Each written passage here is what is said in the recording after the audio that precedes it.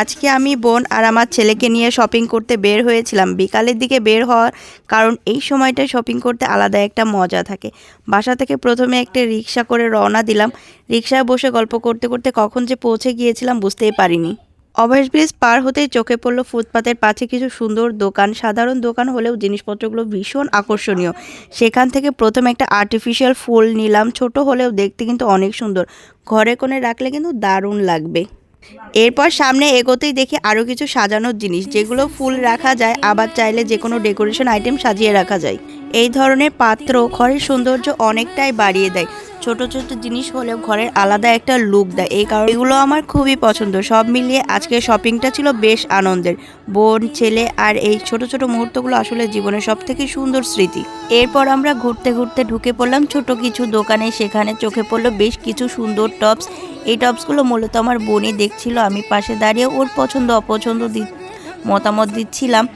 এরপর এর মধ্যে আমার মনে পড়লো আমার কিছু চুড়ি বানানোর জন্য কুন্দন কিনতে চাচ্ছিলাম, তাই আমরা গেলাম সেই দোকানের দিকে। কিন্তু দোকানে গিয়ে দেখি প্রচুর ভিড়, সবাই নিজের পছন্দ করে জিনিস দেখছে, কিনছে। ভিড়ের মাঝেও জিনিসগুলো দেখতে বেশ ভালোই লাগছিল। ভিড়ের মধ্যে চোখে পড়লো ছোট ছোট সুন্দর কিছু ক্লিপগুলো দেখে আমার খুবই পছন্দ হয়ে গেল। এই দোকানে ছোট বাচ্চাদের জন্য সুন্দর সুন্দর কিছু ক্লিপ ছিল, তো এখান থেকে ক্লিপগুলো দেখছিলাম যে কোনটা পছন্দ হয়। এই দোকানে ক্লিপগুলো খুব একটা পছন্দ হয়নি, তার জন্য চলে গিয়েছিলাম অন্য একটা দোকানে।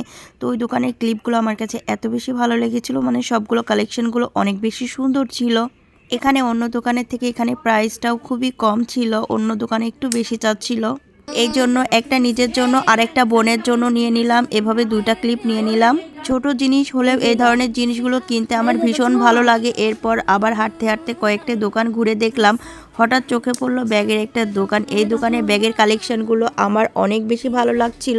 ডিজাইন, কালার সব কিছু মিলিয়ে বেশ সুন্দর ছিল। এখানে একটা নয় দুইটা ব্যাগই আমার অনেক পছন্দ হয়ে গেল। তখন শুরু হয়ে গেল কনফিউশন, এই দুইটার মধ্যে কোনটা নেব। অনেকক্ষণ ভাবার পর শেষ পর্যন্ত একটা ব্যাগ পছন্দ করে নিলাম। পছন্দের জিনিস কিনতে পারলে মনটাও সত্যিই ভালো হয়ে যায়।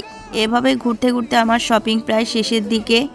এরপর আমার ছোট ছেলে বায়না শুরু করলো, ওর নাকি খুব ক্ষুধা পেয়ে গেছে, কারণ বিকালের দিকে আসলেও কিছু খাওয়া হয়নি। তাই আর দেরি না করে ওদের দুজনকে নিয়ে চলে গেলাম চিকেন বল খাওয়াতে। এখানে দাঁড়িয়ে দাঁড়িয়ে ওদেরকে চিকেন বল খাওয়ালাম আর একটু রিল্যাক্সও করলাম। চিকেন বল খাওয়ার পরে আমরা বাসার উদ্দেশ্যে রওনা দিলাম। কিন্তু যাওয়ার পথে হঠাৎ চোখে পড়লো গরম গরম ভাপা পিঠা আর চিতই পিঠা বানানো হচ্ছিল। এদিকে রাতের বেলায় বাসায় যখন যাচ্ছিলাম খুবই শীত লাগছিল, কারণ আসার সময় শীতের কাপড় আনতে একদমই ভুলে গিয়েছিলাম। সবাই শীতের কাপড় আনলেও আমি কিন্তু একদমই ভুলে গিয়েছিলাম আনতে, যার কারণের জন্য রিক্সায় যখন উঠেছিলাম খুবই বাতাস হচ্ছিল আর অনেক বেশি শীতও লাগছিল। গরম গরম ভাপা পিঠা আর চিতই পিঠা বানানো হচ্ছিল। শীতের সন্ধ্যায় এই দৃশ্য দেখলে মন আর পেট দুইটাই টানে, তাই নিজেদের আর আটকে রাখতে পারলাম না। ওখান থেকে গরম গরম পিঠা নিলাম। প্রথমে তো চিতই পিঠা নিয়েছিলাম আর আমার বোনের জন্য, কিন্তু আমার ছেলে বলল ও চিতই পিঠা খাবে না, তো ওর জন্য আলাদা করে পরে ভাপা পিঠা নিয়ে নিলাম। গরম ভাপা পিঠা হাতে নিয়ে ছেলের হাসি দেখলে সব ক্লান্তি কেটে গেল। এভাবে আমাদের দিনের শপিং, খাওয়া দাওয়া, ছোট ছোট আনন্দের মুহূর্তগুলো শেষ হলো। যদিও আগের দিন ভাপা পিঠা বাসায় তৈরি করেছিলাম, তারপরেও ভাবলাম যে এখান থেকে গরম গরম ভাপা পিঠা খেয়ে যাই।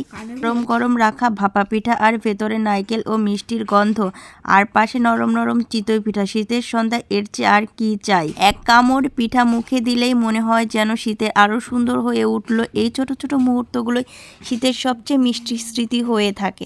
আজকের এই পুরো শপিং আর ঘোরাঘুরির অভিজ্ঞতাটা আপনাদের সাথে শেয়ার করলাম।